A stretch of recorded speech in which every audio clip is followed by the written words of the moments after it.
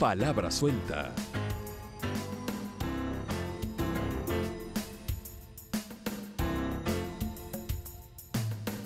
Hola, ¿qué tal? Buenas noches, bienvenidas, bienvenidos. Palabra suelta con usted, aquí por la televisión pública de nuestro país. Esta entrega que sale al aire el miércoles 5, en realidad, porque no queremos trampearle, porque este juego de verosimilitud nos interesa muchísimo como emisores, lo estamos grabando. Una primera parte estamos grabándola el día anterior. Para mí es hoy, martes 4 de abril de 2017, y también, por supuesto, para el invitado, nuestro invitado. Pero el miércoles 5 vamos a hacer en vivo la segunda parte de Palabra Suelta. Y estamos haciendo este juego que la televisión lo permite y que nos hace medio ubicuos a quienes hacemos medios televisivos, por los compromisos de los invitados, de los muchos hombres y mujeres que vinieron a nuestro país por la cuestión electoral, por este acontecimiento electoral que en términos normales debería de haber sido, queda algo de eso, una fiesta cívica. Y digo que debería porque hay todavía manifestaciones que van empañando esa fiesta de civismo, esa fiesta de la democracia, lo que queda de la democracia, porque es una democracia representativa que apela a nosotros para que nos expresemos a través del voto. Vinieron muchos, decía, a observar este procedimiento o esta fiesta electoral de nuestro país, a chequear todo lo que estaba haciendo el Consejo Nacional Electoral, y de todas partes, decía, vinieron, sobre todo de nuestra región. Así que por eso estamos obligados a grabar esta primera parte, porque nuestro invitado en martes toma su vuelo de regreso a la Argentina, lo que queda desvelada la procedencia de nuestro invitado. Alejandro Tulio. Alejandro Tulio es abogado, estamos ya presentándolo, ahí aparece en su pantalla, ex director nacional electoral de la Argentina. Experiencia muy rica, y durante 14 años ejerció esa función en la Argentina y hoy es un catedrático. Ha tenido experiencia también siendo parte de la misión de UNASUR, fue parte de, así lo dicen, así aparece por lo menos en los datos que yo veía, del Executive Board de la Asociación Mundial de Órganos Electorales. Así que su experiencia en esta cuestión electoral es riquísima. No vino como parte de UNASUR, como parte de la misión de observadores de UNASUR, pero ha vivido este proceso electoral uno más. Bienvenido, Alejandro. Gracias por aceptar nuestra invitación. No, muchas gracias por darnos las oportunidades de compartir con usted y con los ecuatorianos y las ecuatorianas la visión desde la experiencia de un proceso electoral singular. Singular. ¿Qué lo singulariza? En primer lugar, hay que compararlo con sí mismo, ¿no? Yo vengo a Ecuador desde hace muchos años. Ah, mira tú. Hace 30, por diferentes motivos. Este año 30. Pero en los procesos electorales yo he venido por toda la región. Hubo 4 misiones electorales en esta, ¿no? Uniore, UNASUR, OEA y AIWeb. Yo fui parte de todas, en otras ocasiones. Y he venido aquí, he sido jefe de misión en las elecciones regionales, subjefe de misión en las elecciones presidenciales pasadas, y en ambas ha habido problemas. Las elecciones fueron limpias, transparentes, pero no teníamos resultados oportunos. La autoridad electoral ha evolucionado mucho, ha hecho muchos cambios, se ha sobrepuesto a sí misma y a sus dificultades, y hoy se están discutiendo cosas que no se podrían estar discutiendo hace 4 años, hace 5 años, hace 3 años. ¿Por qué? Porque ha mejorado la gestión. Se está aprovechando un entorno de transparencia mucho mayor para utilizar las herramientas que el Código de la Democracia otorga, que es saber rápidamente los resultados para invocar rápidamente los remedios o las garantías para quienes no estén conformes con el resultado electoral, siempre que esa disconformidad se pueda traducir en un proceso judicial con alegaciones que sean sustentadas en pruebas. Entonces yo creo que lo primero que hay que compartir es una descripción de los momentos que tiene una elección. El momento de la jornada, donde si bien ha habido en algunos casos alguna demora en el inicio, ninguna de esas demoras pueden tener como efecto que alguien haya visto afectada su posibilidad de participar. En segundo lugar, el desarrollo de la jornada, el acceso de los delegados de ambas formaciones políticas a la totalidad de las más de 41.000 juntas electorales que se han reunido en todo el territorio. En todos los lugares hubo acceso a controlar en persona delegados de cada una de las agrupaciones. La votación, la identidad de los electores, su verificación, el recuento de los votos, la confección de las actas y luego el procedimiento que es el segundo momento de transmisión y recuento de las actas. O sea que estás hablando, dijiste procedimiento, estás hablando de todo el proceso. De todo el proceso. Un proceso que podríamos calificar, yo no soy amigo de los adjetivos, pero apegado a la norma, pero por otro lado, que ha incorporado en estos años las mejores prácticas internacionales. No eres amigo de los adjetivos, dices. No, no soy... En una región en donde somos muy dados a adjetivarlo todo. Sí, y tal vez cuando era más joven y me dedicaba a no a ser árbitro, sino ser parte de las contiendas, trataba de completar la falta de argumentos con adjetivos. Pero bueno, ahora soy un abogado más consumado, un profesor y he sido un administrador electoral muchos años, entonces son los hechos los que cuentan, son los votos los que se cuentan, son los números los que reflejan el resultado de las elecciones. Alguien me decía siempre que el abuso de adjetivos termina calificándote a ti y no al sustantivo que tú querías calificar. Muchas veces. Sí. El calificativo descalifica. Sí. Pero más en una cuestión así, ¿no? Si nosotros podemos, nosotros digo todos, las partes fundamentalmente, las fuerzas que contienden, pero también el resto de la ciudadanía y el resto de la región, porque una elección ya no está circunscrita a las fronteras, ¿no? Impacta en la región. Tiene la posibilidad de verificar el apego a la norma, ¿no? Las prácticas electorales generalizadas de esta región sudamericana, que es la única en el mundo donde todos los países tienen leyes electorales permanentes, órganos electorales permanentes, donde no hay arbitrariedad en la designación de quien dirime los conflictos electorales, a diferencia de Europa, a diferencia de África o de Asia. Donde los padrones electorales también son lo suficientemente escrutados para que respondan a un juego limpio, ¿no? Y los documentos, el documento que identifica a la persona también tiene está dotado de suficientes garantías técnicas, tecnológicas, de seguridad para que todos confiemos en que los que van a votar son los que votan, y nadie que tiene derecho a votar deja de votar y nadie que no tiene derecho a votar vota en su lugar. Ese dato es bueno porque en Ecuador, como tú has estado aquí, has visto que se quiso insinuar que aparecían en el padrón personas que ahí habían fallecido. Y se aclaró que muchas veces siguen apareciendo porque los propios familiares no van con la partida de defunción y actualizan el dato. Pero una cosa es que aparezca en el padrón y otra cosa es que luego aparezca en el rol acta, de votantes. En el acta, exacto. Que aparezca ahí una firma, entonces alguien ahí sí mal usó. Pero además se podría descubrir la falacia. Lo que tiene los procesos electorales es que se puede especular con cantidad de trampas. Se puede inventar, la creatividad del realismo mágico sudamericano podría dar, pero se necesitan dos cosas para hacer trampa. Primero, que no te descubran. Y segundo, que los testigos no hablen. En una región marcada por la locuacidad, donde además no somos nórdicos, donde la ilegalidad nos da vergüenza. Casi a veces nos jactamos de la ilegalidad. Entonces nadie podría sostener eso. Peor esta clásica clásico dicho, que compete más a los abogados, y tú eres abogado. Echa la ley y echa la trampa. Sí, pero por suerte las trampas se pueden descubrir. Y en electoral se ha avanzado mucho.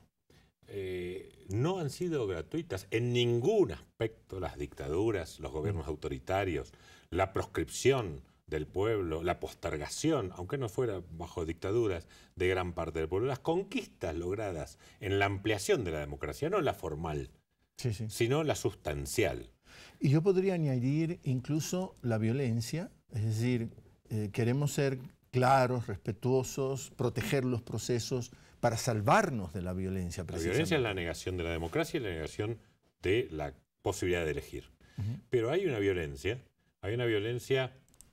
desde la soberbia, hay una violencia desde el poder, que no es la violencia física de compeler físicamente a no votar o a votar a favor de alguien, sino de aplicar un aparato cultural para torcer los motivos por los cuales se vota. Hay una violencia estructural muy fuerte todavía que tiene que ser compensada con luz.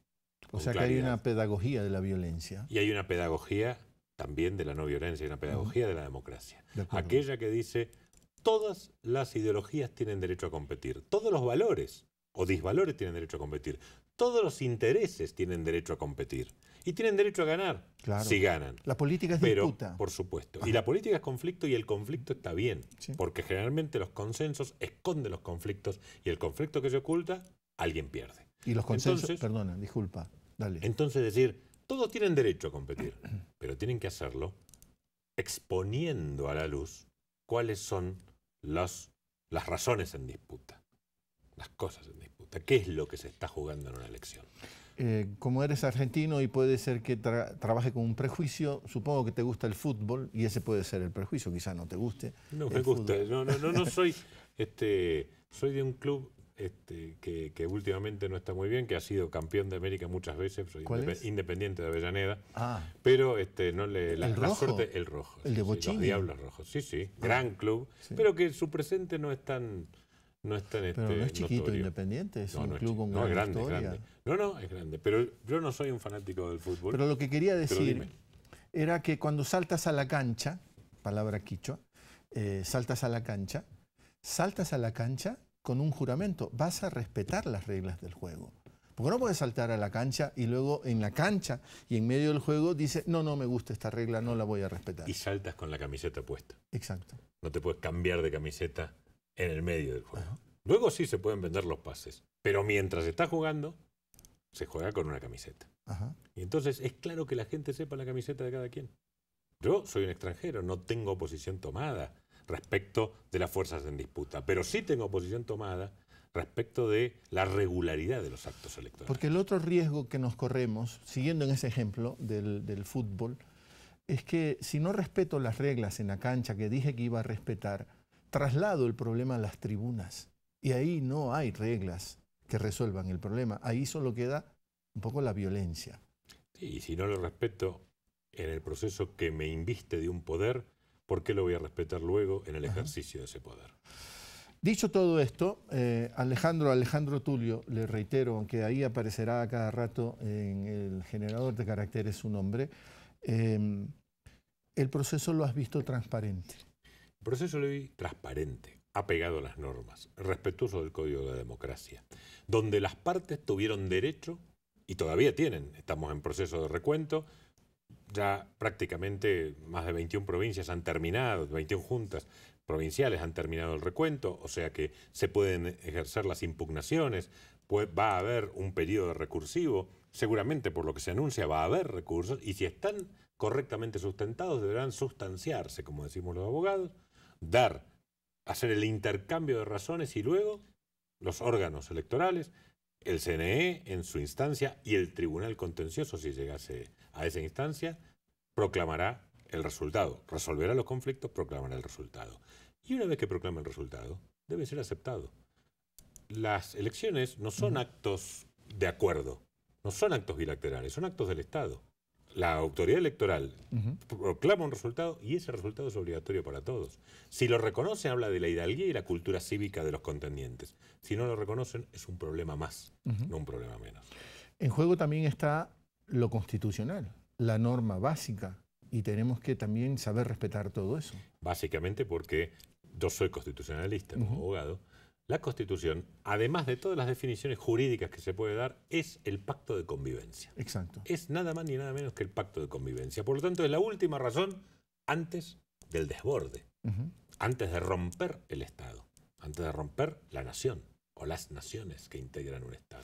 Alejandro, en base a tu enorme experiencia, está abierto ya el proceso de impugnaciones, se van a procesar esas impugnaciones. Pero también hay gente que dice, pero yo quiero revisarlo todo. Quiero ver voto por voto, todos los votos. ¿Es posible eso? No tiene asidero legal. El Código de la Democracia no lo establece. Casi me animaría a decir, sin temor a equivocarme, que ninguna ley electoral de Sudamérica lo establece y por supuesto que ninguna europea lo establece. No se puede recontar lo que está contado, salvo que adolezca de una serie de vicios que están también establecidos en el propio Código de la Democracia. Entonces, hay recursos, pero esos recursos y esa revisión que puede incluir el recuento de una junta, tiene que ser por una inconsistencia en el acta que refleja ese resultado. Si hubiera 41.000 actas con inconsistencia, se recontarán las 41.000. Pero aquí no se puede pretender defender la democracia impulsando una violación de la ley. En eso, mal asesorado quien lo dice, yo presumo la buena fe de ambos candidatos. Por lo tanto, mal asesorado quien lo dice, como soy abogado no presumo la buena fe de los abogados. Pero el CNE no podría hacerlo ni aunque tuviera la voluntad unánime de sus miembros, porque estaría poniéndose al margen de la ley que ha jurado respetar. Y además, si se viola la ley electoral, ya no queda otra ley. La ley electoral es la más constitucional de las leyes, porque es la que da lugar a la integración de los poderes constituidos. Exacto, exacto. Y si nos jactamos de no vivir en dictadura, sino en democracia, esa es nuestra obligación principal. Y si pretendemos acceder a un cargo donde uno jura defender la Constitución, acatar la Constitución y hacerla cumplir, el primer servidor público es aquel que aspira a ese cargo. Alejandro, hay 2 temas o 3 temas más que quiero aprovechar tu generosidad y tu presencia aquí para seguir abordándolos. Se dice que el problema es lo apretado del resultado. En el caso ecuatoriano, como ya está advertido, grabamos martes y hace no muchas horas el CNE ha hecho la proclamación definitiva y oficial. Esto no quiere decir que se niega a un periodo de impugnaciones, pero el presidente del Consejo Nacional Electoral, Juan Pablo Pozo, ha dicho hacia el mediodía, son resultados irreversibles y por eso proclamamos el resultado final. Y la diferencia es estrecha, pero no es el primer y no será el último escenario en donde las diferencias son tan estrechas. Tenemos ejemplos muy recientes. Tu propio país, en la Argentina de ahora, Macri obtuvo un 51.40% y Scioli 48.6%. Yo anuncié ese resultado. ¿Tú lo anunciaste? Yo lo anuncié en los medios, en cadena. Mira el privilegio mío de estar charlando ahora. Yo anuncié ese resultado muy temprano, diciendo que las tendencias ya eran irreversibles. Lo mismo que hizo el presidente Pozo, hice yo. No esperé a la finalización. Cuando los estadísticos me dijeron esto es irreversible, me animé a decir esto es irreversible, así será. Al final fue una diferencia de 2.8. Sí, pero en el momento que yo anuncié era más la diferencia. Pero sabía que se iba a ir estrechando, pero no iba a revertirse. Y había que calmar. ¿Qué es lo que pretende hacer Pozo hoy? Sí. ¿No?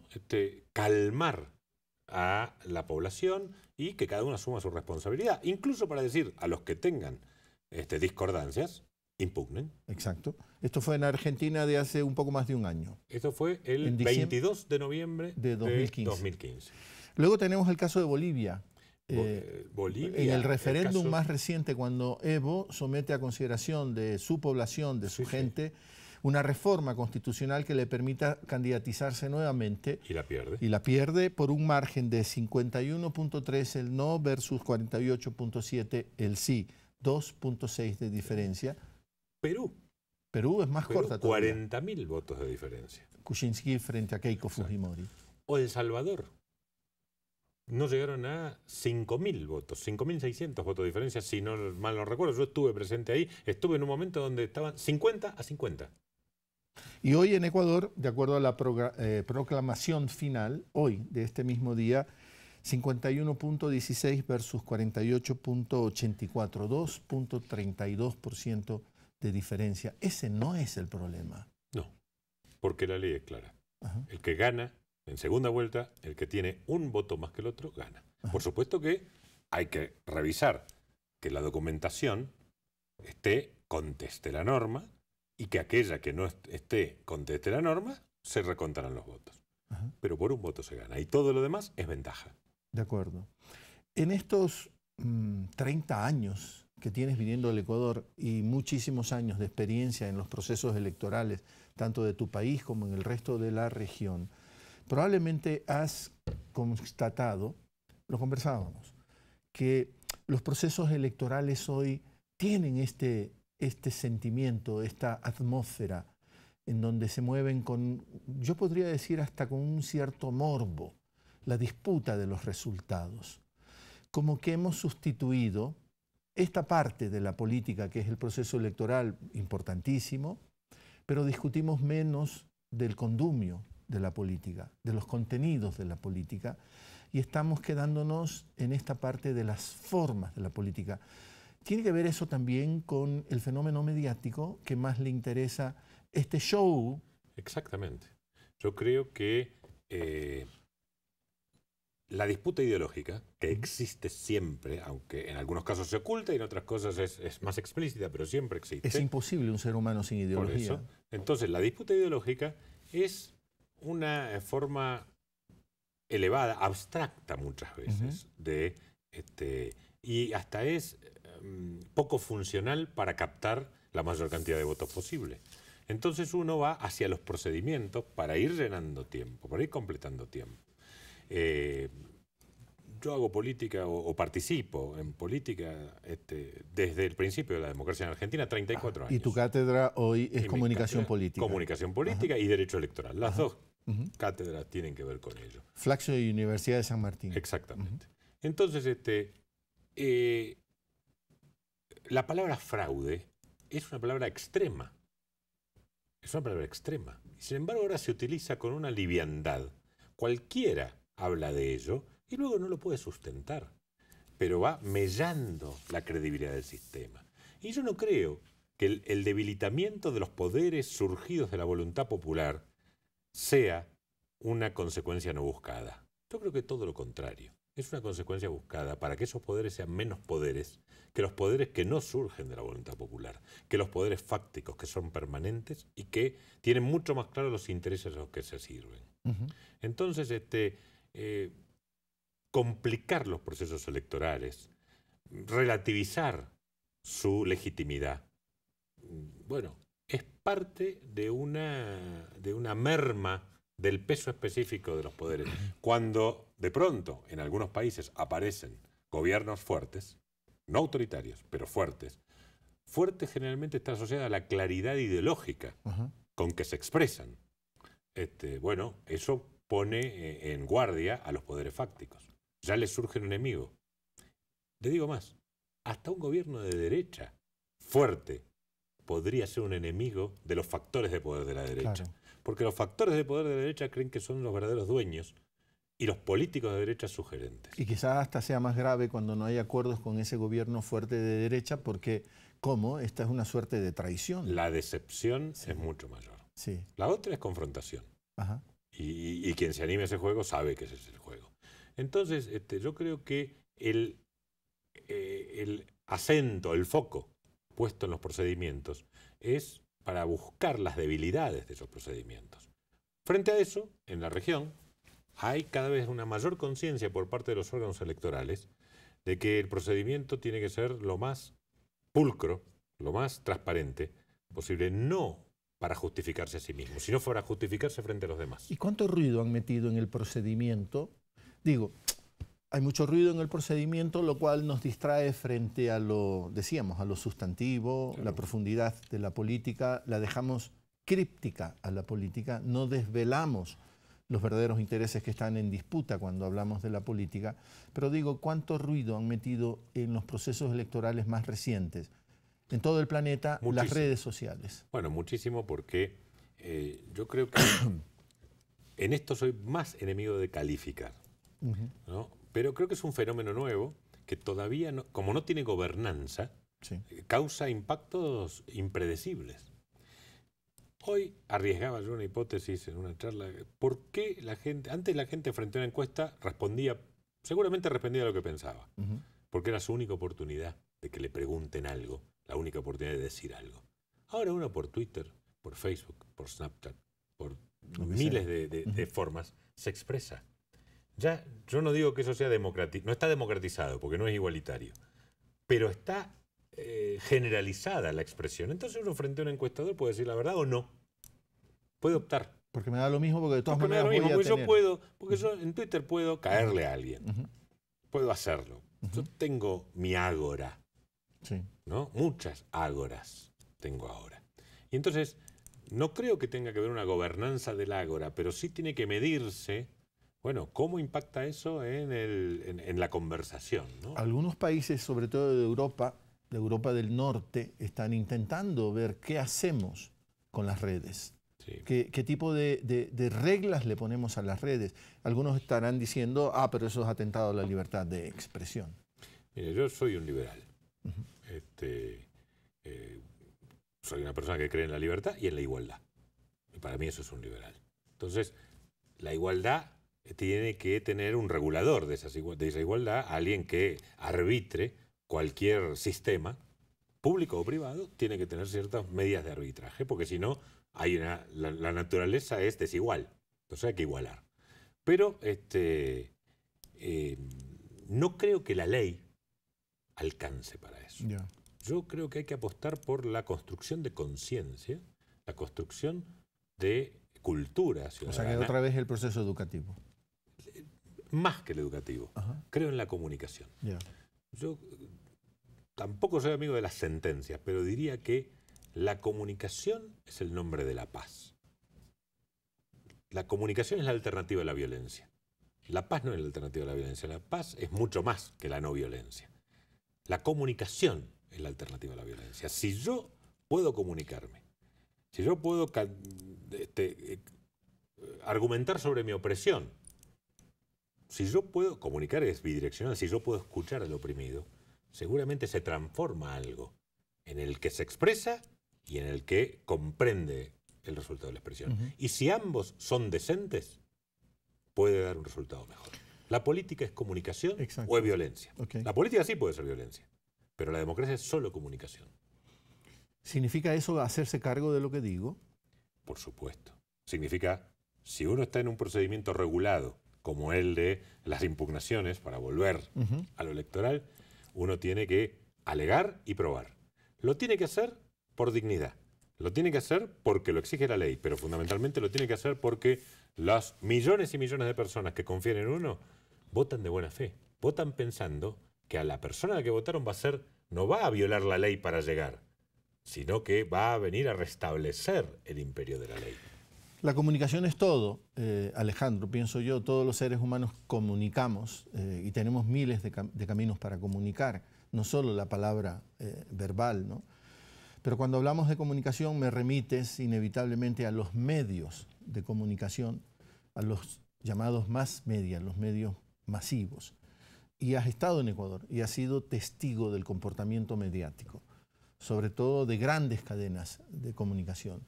Y el juego que hicieron el domingo no es caso de estudio, Alejandro, así como en tu universidad, en la Flaxo o en la Universidad de San Martín, perdona, los pequeños lapsus. Yo creo que el juego de pinzas entre la difusión de unos resultados que no son tales, porque son proyecciones matemáticamente estudiadas que pueden ser mejores o peores, pero que en ningún caso, aunque hubiesen sido exactas, nunca reemplazan el resultado.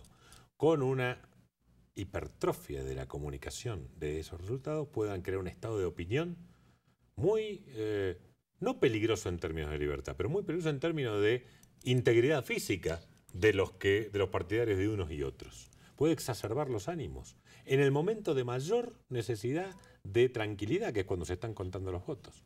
La ansiedad es el enemigo de un proceso democrático, de un proceso electoral. Ahora, si uno fomenta la ansiedad. ¿No viste mucha ansiedad del domingo? Yo vi una ansiedad provocada por las discordancias de datos. Y no estoy de acuerdo con unos ni con otros. No me parece que los datos que resultaron ser inexactos sean peores que los que resultaron ser exactos. Yo hubiera preferido una autocensura o una postergación. En Argentina es ilegal dar proyecciones o dar exit polls hasta las 21 horas. ¿No te parece que en Ecuador podríamos hacer una contribución diciendo, si los datos de los exit poll, como les decimos acá, usamos el anglicismo, el barbarismo, no son coherentes y son muy contradictorios, prohíbo los exit poll. En ese momento yo lo prohibiría de cualquier manera, su difusión. Ya. Porque el exit poll es una herramienta, tú eres sociólogo, así que lo sabes bien, para los estrategas partidarios durante el día, ver cómo estamos en diferentes cosas, si hay que forzar la movilización, si hay que ver, y para ir preparando el discurso, ¿no? Para reconocer la victoria ajena o para proclamar la propia, más allá de los procedimientos legales. Ahora bien, si se utilizan como arma arrojadiza para inyectar combustible a una fogata, ¿no? Para avivar un proceso que puede, y en algunos casos ha derivado en violencia, creo que no es una utilización responsable. Víctor Frankl decía que al lado de la estatua de Frankl, un filósofo, fue prisionero, ¿de dónde? judío, decía que al lado de la estatua de la libertad hay que construir la estatua de la responsabilidad. Y es que ese ejercicio de la libertad de expresión, que es sagrado, debe ser hecho con una responsabilidad. La que está en Nueva York. La que está en Nueva York. Y que los gringos sí tienen una palabra que creo que no hemos podido construirla en español, tú que eres abogado. Accountability. Accountability. Que es una responsabilidad con rendición de cuentas. Exactamente. La ciencia política la usa mucho. Sí. Accountability horizontal y accountability vertical. Yeah. La del gobierno que tiene que rendir cuentas, pero también la de la sociedad que pide rendición. O sea, soy responsable y tengo que rendir cuentas por esa responsabilidad que he asumido. Accountable, es la traducción legal, sí. Es la responsabilidad derivada de un acto. Sí, exacto. Entonces, uno tiene responsabilidad en términos jurídicos. Uno comete un daño, tiene que pagar. ¿Y en Argentina hay ciencias políticas y jurídicas que usan el anglicismo? La ciencia política, sí. La usa. La ciencia política, sí. Ya. ¿Te preocupa esta suerte de crispación que aún hoy vivimos en Ecuador? Va a pasar. Va a pasar. Los estados de ánimos, yo creo, o yo quiero creer en que quienes aún hoy, alegan que los resultados pueden ser distintos, lo hacen de buena fe. Quiero creerlo. ¿No? Y desde la humildísima posición de un extranjero que está aquí mirando lo que pasa en base a una experiencia que es propia y que no es trasladable, digo, unos días más y todo volverá a su cauce. Todo volverá a su cauce, se normalizará. Los ecuatorianos todos aceptarán el resultado electoral, los actores políticos aceptarán el resultado electoral, lo que no significa conceder nada. Hay quien ha resultado perdidoso deberá ser responsable de el inmenso poder que le otorgó el pueblo. Y como una elección de casi el 50%, sí, no lo hace poderoso y responsable. Exacto. Y por supuesto que quien ha ganado, pero que ha ganado por un estrecho margen, debe pensar seriamente en los motivos por los cuales el margen ha sido tan estrecho. No queriendo homogeneizar, sino siendo más diverso. Exacto. En su planteo. Lo obliga a escuchar. Eso es la comunicación es escucha, sí, y devolución. Volviendo al fútbol, quiero decir, en el fútbol tú hoy pierdes, pero mañana puedes ganar. Y te tienes que preparar desde el día en que perdiste para intentar ganar la próxima vez. Ese es el juego. Sí, sí, y como la tecnología permite reconstruir las jugadas y saber en qué se equivocó, sí, y saber en qué acertó el otro, o cuándo la diosa Fortuna también puede intervenir en estas cosas, se pueden preparar las cosas. La otra curiosidad, ya vamos terminando, Alejandro, es una lástima que vayamos terminando porque siempre pasa, ¿no? Sí, hay muchos temas, quisiera uno quedarse mucho más tiempo. Digo, la otra curiosidad que tengo, la penúltima curiosidad que tengo, es que a veces es interesante hablar de cómo me miro, ¿no? Los ecuatorianos nos miramos de una manera, pero cuando llega alguien que viene de afuera y que tiene otra perspectiva, también nos mira. Y es siempre interesante preguntarle a quién nos mira, cómo nos miran. Y tú has venido durante 30 años, nos has dicho, viniendo al Ecuador. ¿Cómo has visto al Ecuador en estos 30 años? Yo he visto un cambio copernicano en términos de ampliación de el proceso democrático, ¿no? Y cuando digo ampliación es en dos dimensiones. Primero, hay inclusión, más cantidad y más categorías, si se quiere, de ecuatorianos participan del proceso electoral. Son dueños de su destino. Pero además, las materias en las que se decide son más también. Hay mecanismos de democracia semidirecta, hay un diálogo público, por más que digamos la política está deteriorada, no es lo de antes, mentira. Se discute más, se discuten más cosas. Hay posibilidad, van a haber, más tarde, más temprano, audiencias públicas sobre temas importantísimas como el medio ambiente, que en principio serán meramente consultivas, pero luego serán vinculantes. Va avanzando la capacidad de todos aquellos interesados en algún tema de expresarse. Y eso se ve en muchos países, pero se ve en Ecuador, donde había sistemas patriarcales muy importantes que impedían la participación ampliada, el ensanchamiento de la democracia.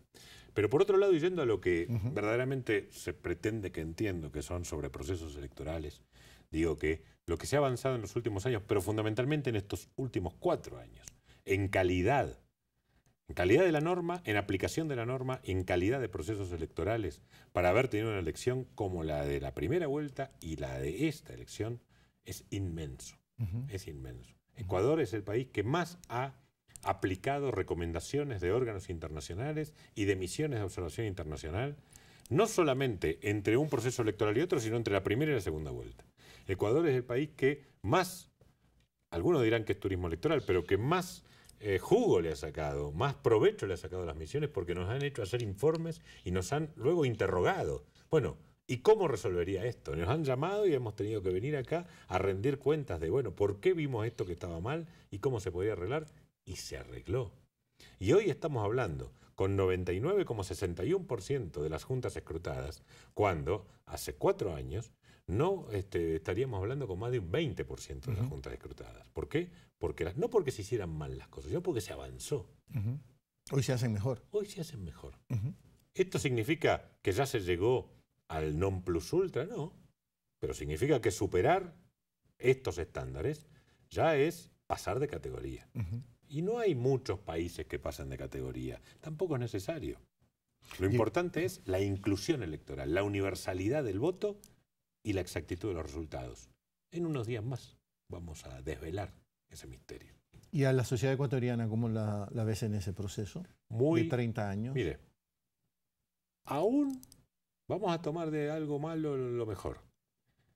La acción de algunos consultores y algunos medios de comunicación provocaron algunas movilizaciones en muchos lugares del país. Eso no está mal. Eso es apropiarse y defender los propios valores. El límite está el derecho del otro, ¿no? El límite es no acudir a la violencia. Pero no está mal salir a las calles. Que la burguesía salga a las calles para defender lo que históricamente en otras latitudes solo las clases trabajadoras defendían en la calle, es un paso adelante también. Es decir, bueno, estos somos nosotros y defendemos a nuestros candidatos. Pero la burguesía tendrá que también reconocer sus límites. No, el límite es la ley. Los límites son los de todos. Los límites son los de todos. Hay que tener apego a la ley, hay que rechazar la violencia y hay que ser racional en el ejercicio de las libertades y en el ejercicio de la búsqueda de los derechos. Ahora, eso sí, es bueno que alguien no piense que porque ya votó a un candidato, ya cumplió con ese candidato y con su compromiso cívico. Es bueno que se indague y es bueno, ambos candidatos merecen que se revisen todas las actas que haya inconsistencias. El que pierda, porque tiene el derecho a que se revierta el resultado. Y el que gane, porque tiene derecho a que nadie dude de su resultado. A veces el problema es sentir que hay que respetar la ley, pero todavía nos quedan rezagos de aquellos que son también propietarios de la ley. Bueno, la obra folclórica, gauchesca más importante de la literatura argentina, el Martín Fierro, claro. 1863, fue escrita por un colega mío, abogado, que fue convencional constituyente, un hombre, un político. Sí.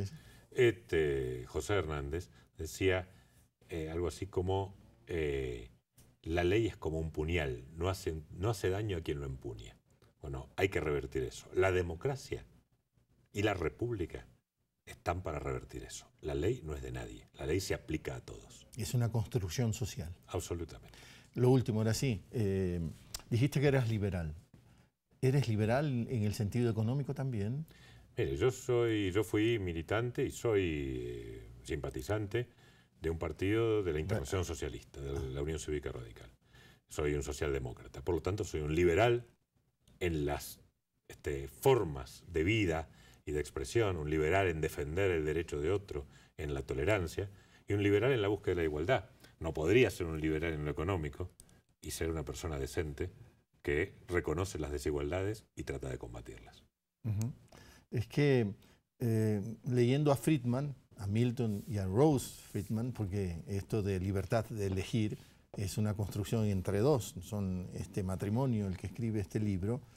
Sí, hay unas proclamas que parecen filosóficamente muy libres, pero cuando le dejas al mercado el arbitrio de todo y hablas de la mano invisible del mercado, ahí creo que hay una trampa. Mi maestro y mi amigo y mi mentor político, Raúl Alfonsín, decía en la campaña de hace 34 años, de 1983, que esa es la libertad del zorro libre en el gallinero libre para comerse libremente las gallinas.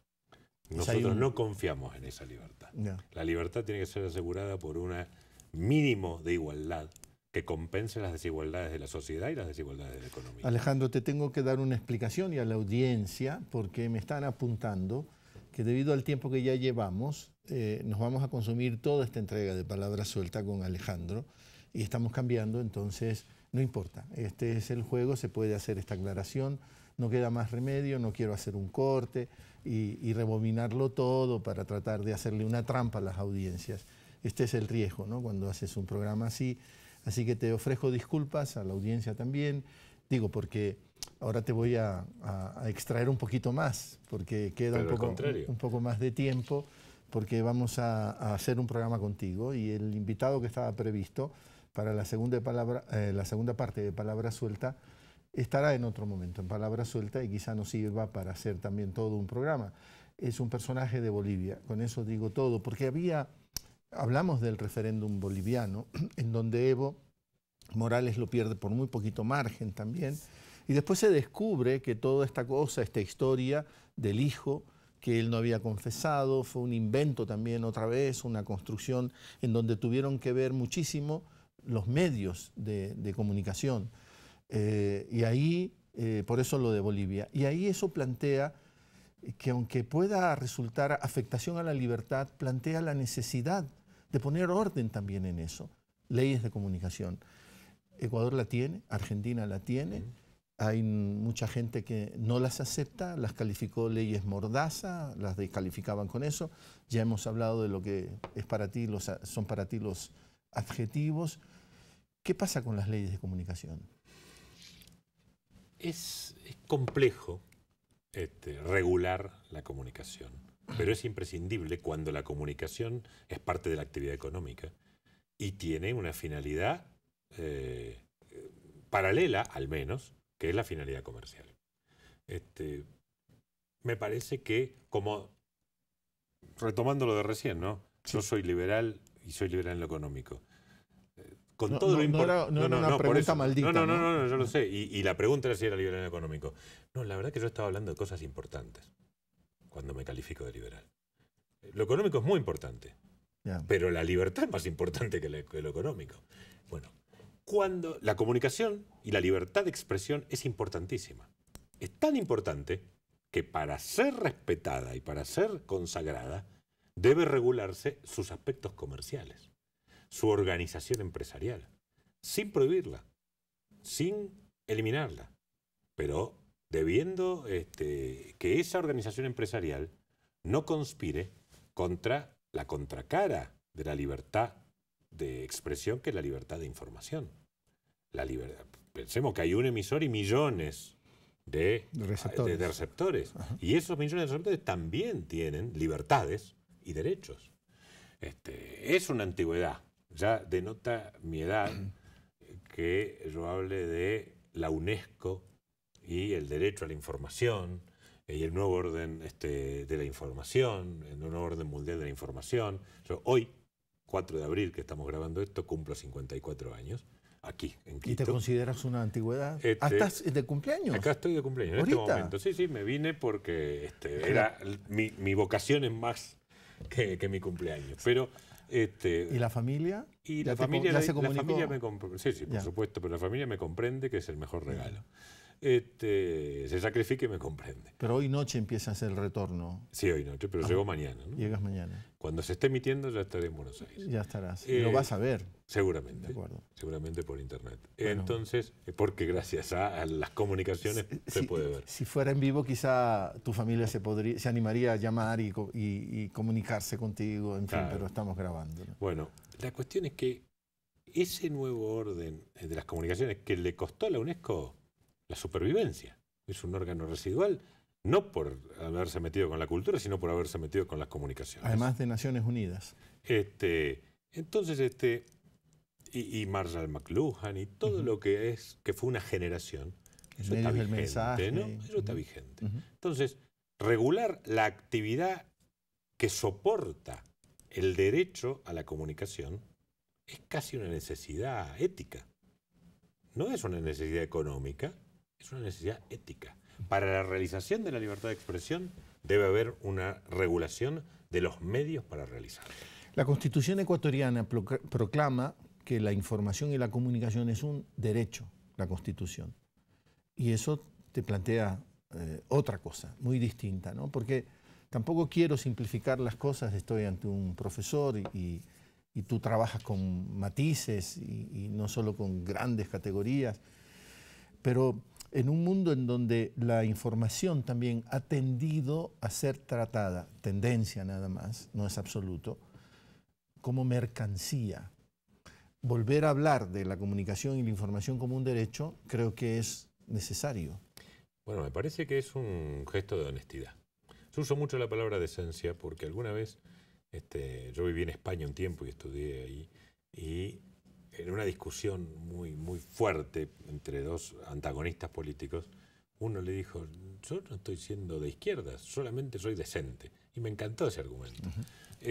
Creo que es un acto de decencia. ¿Por qué? Porque la comunicación es del conjunto, es un bien casi intangible, pero se soporta sobre cosas tangibles. Digamos, tener un sistema de medios públicos es un gran equilibrador de lo que el mercado solo le permite a algunos tener, el soporte de la comunicación. Entonces, uno dice, bueno, en cualquier país se puede decir, a nadie le impiden hablar. A nadie le impiden hablar, pero a millones le impiden escuchar. Si el que habla no lo hace a través de un canal, de un medio, de un vector que llegue a todos. Entonces, y en las redes, por más impacto que tengan, las voces solitarias se pierden. Tiene que haber una estrategia de redes que, bueno, se puede usar con unos o con otros sentidos. Entonces, el derecho a escuchar, el derecho pasivo a la comunicación, es un derecho que tiene que sustentarse sobre unas reglas de juego que tienen que estar en la ley. Yo soy escéptico respecto a las leyes en sí mismas. Yo creo que esto funcionará el día que la gente diga, ese canal me mintió y por eso cambio de canal. Independientemente que le caiga una multa, que eso tendrá que ser. Pero eso varía de cada país a país. Pero eso también es comunicación política, digo, al receptor. Claro. Al receptor que diga, ese me mintió, por tanto, nunca más lo vuelvo a hacer. Y a veces ocurre. Y a veces ocurre.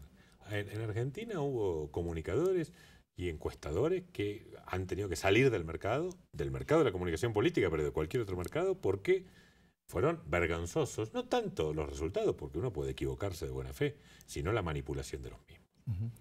Nosotros tenemos un gobierno que es en Argentina, muy distinto del anterior en su rasgo ideológico, sin embargo sigue fortaleciendo el sistema de medios públicos.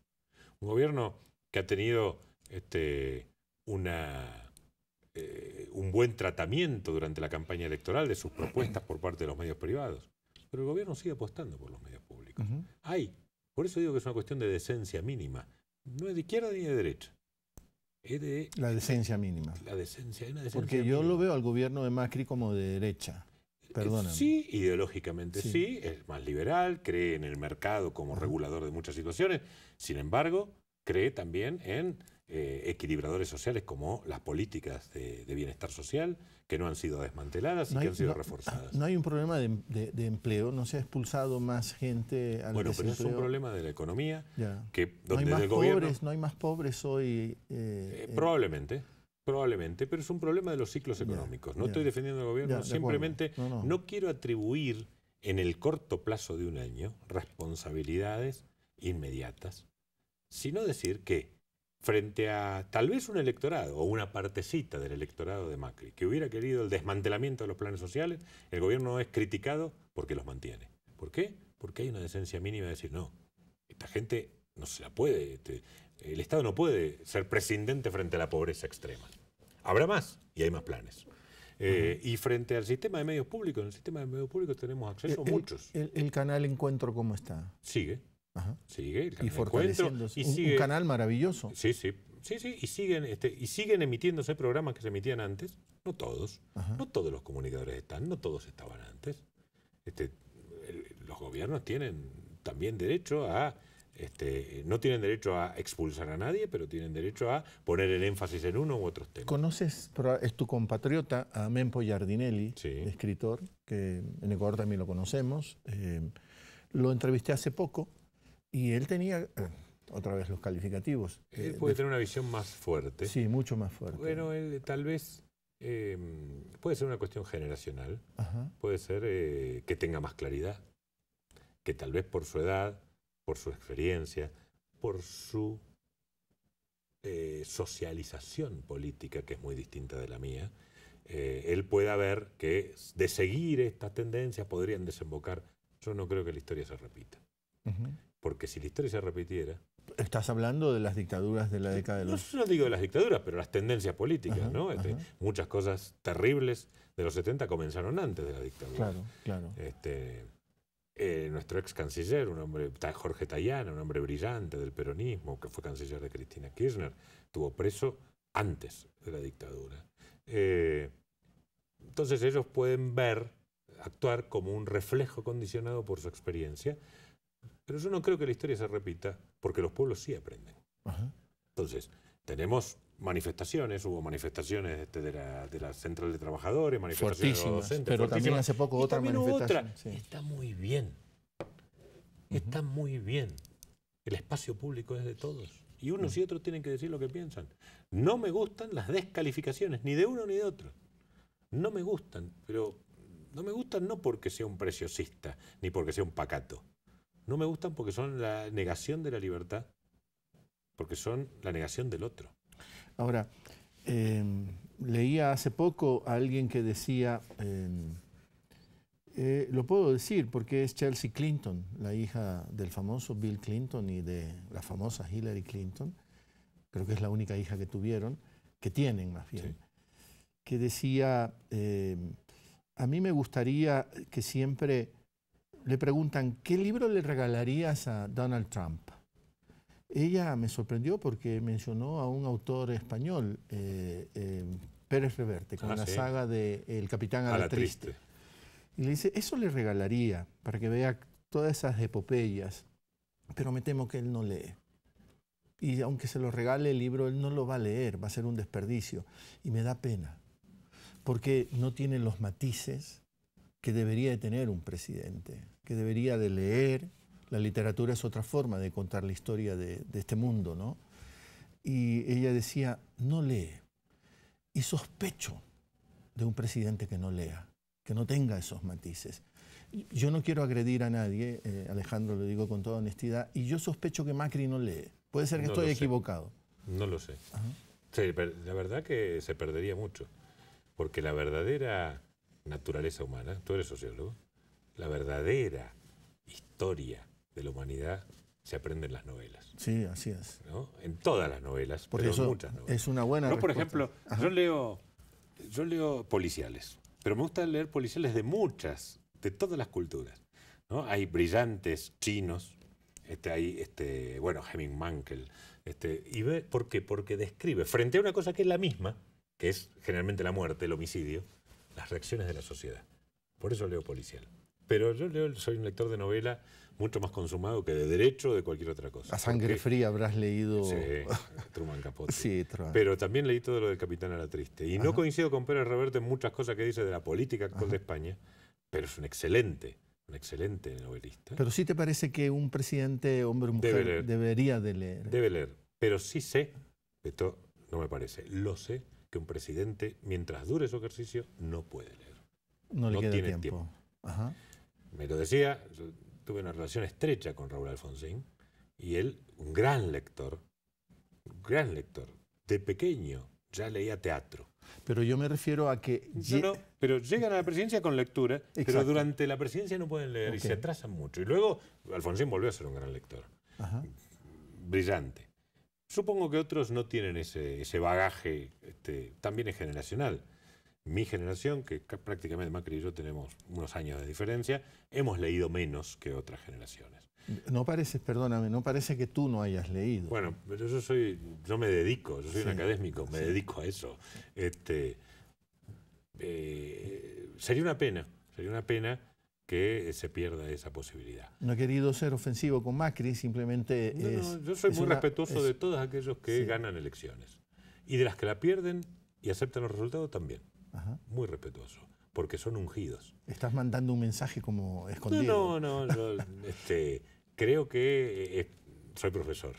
Trato de dar cátedra siempre, pero lo dijo una vez cuando falleció Néstor Kirchner, Bergoglio, que era el cardenal en Buenos Aires y que había sido un gran antagonista. El Papa actual, dijo, falleció un ungido. Entonces hay una unción de los religiosos y hay una unción popular. Todos. Y ahí, de derecha, de izquierda, de centro, de cualquiera, son ungidos y por eso merecen un respeto y merecen la posibilidad de superarse a sí mismos. Ojalá todos los que llegan a un cargo por elección popular se superasen a sí mismos. Somos muy amigos de las simplificaciones también y eso a veces puede ser un grave error.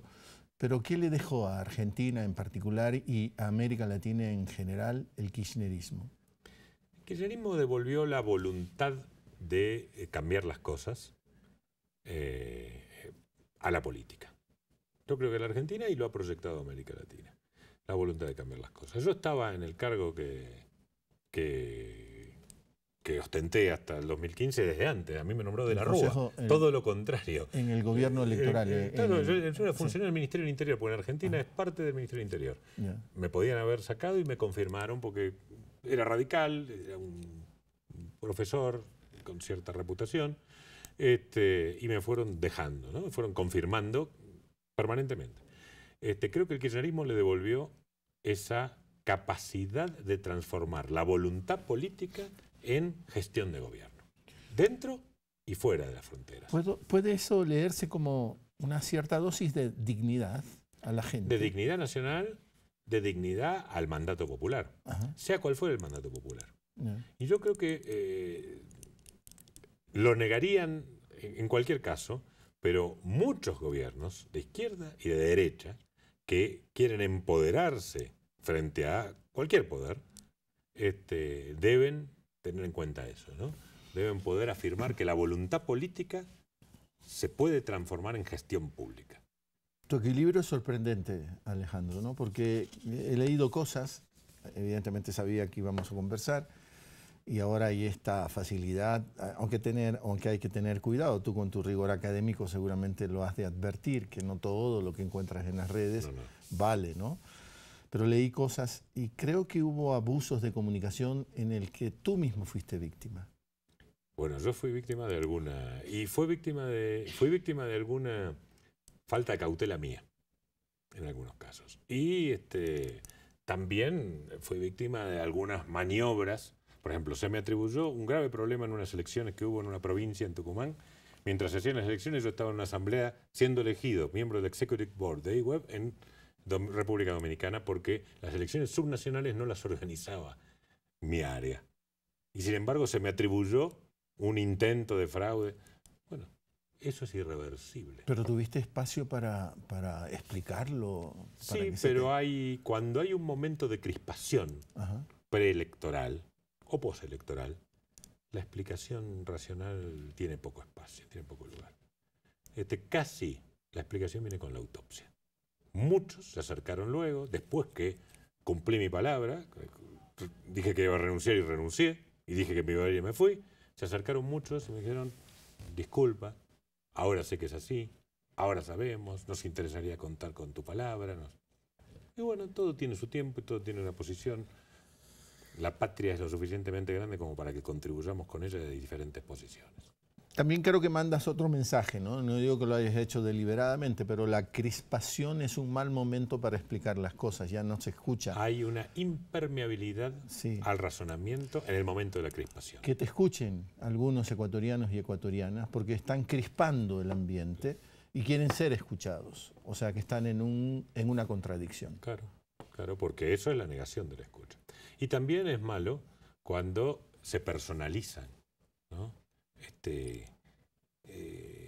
Si el diablo existe, lo averiguaremos en la vida eterna. Pero el diablo en la tierra no existe. Somos todos de carne y hueso, somos todas personas con debilidades, y enfocar en el árbitro electoral, en mi colega Juan Pablo Pozo, o en el presidente del Tribunal Contencioso, o quien fuera en cualquier país, la suma de los males que aquejan a un país es un ejercicio de infantilismo. Es como leer una novela donde por suerte la mala es la bruja, porque luego tu papá o tu mamá dicen, pero no te preocupes, cuando cierra el libro las brujas no existen. Bueno, acá tampoco existen. Todos somos gente haciendo nuestro trabajo, que lo hacemos mejor o peor, que tenemos familia, que nos duelen las cosas de la familia, que nos preocupamos, que en más momentos tenemos ganas de decir, bueno, me dedico a otra cosa. Si llegué hasta aquí, puedo llegar hasta aquí en cualquier otro lado, porque tenemos hijos pequeños que miran y que sufren cuando se nos dice todo. Por otro lado, quienes tenemos vocación pública, nuestro límite es la familia. También decía un viejo diputado socialista en Argentina de los años 50. ¿Recuerdas su nombre? Repetto, Rodolfo Repetto, que el político echa su honra a los perros. Uno no puede pretender salir indemne, ¿no? También hay una obra de Sartre, Las manos sucias, que habla de las transformaciones y las disputas del poder. Yo creo que tenemos que ser moderados, sí, centrados, pero realistas. Hacer cambios significa tocar intereses. ¿Has leído a Sábato, tu compatriota, también? Sí, también. También. Qué equilibrios, ¿no? Para asumir la enorme tarea. En cada momento, y cuando él le tocó, cuando Raúl Alfonsín le encomendó a él y a ese grupo de patriotas que hoy piensan tan distintos unos de otros, pero que son de una estatura ética tan grande como todos aquellos que participaron de la CONADEP. Nunca más. Él nunca más. Imagínense, tenemos gente que está en todas las veredas políticas. El vicegobernador actual de la provincia de Buenos Aires, vicegobernador de Cambiemos, el partido de Macri, la alianza de Macri, fue el secretario de la CONADEP. Fue hombre que redactó parte del Nunca Más. Es un hombre de una estatura y de una humildad, ¿no? Así como Graciela Fernández Meijide y Favaloro en su momento, el propio Sábato. Se han enfrentado no con la muerte, eso sí se han enfrentado con los demonios. Con los infiernos. Absolutamente. Han descendido a los infiernos, como ellos dicen, y han emergido no quedando indemnes, pero tratando de que queden indemnes las generaciones futuras. ¿Te vas en paz después de haber presenciado este proceso ecuatoriano? Me voy tranquilo. Las instituciones estuvieron a la altura de las circunstancias, los triunfadores no han sido triunfalistas, y aspiro que los que resulten perdidosos no acepten la derrota. Acepten el desafío de construir de esta posición en la que están una oposición constructiva para construir, para seguir construyendo un Ecuador con lugar para todos. Indudablemente sus ideas no son mayoritarias, pero tampoco son minoritarias. No son deleznables. De ninguna manera. Te agradezco mucho, Alejandro, por este tiempo que además te trampié. Involuntariamente. Sí, lo dupliqué, lo cual ha sido una trampa involuntaria, en efecto. Te reitero ese agradecimiento y un viaje seguro en el retorno a tu patria, a la Argentina. Muchas gracias y lo mejor para Ecuador. Alejandro Tullo, al despedirnos, ha estado con nosotros en esta entrega de Palabra Suelta que sobre la marcha cambió su lógica. A usted, como siempre, le agradecemos la compañía. Pásela bien.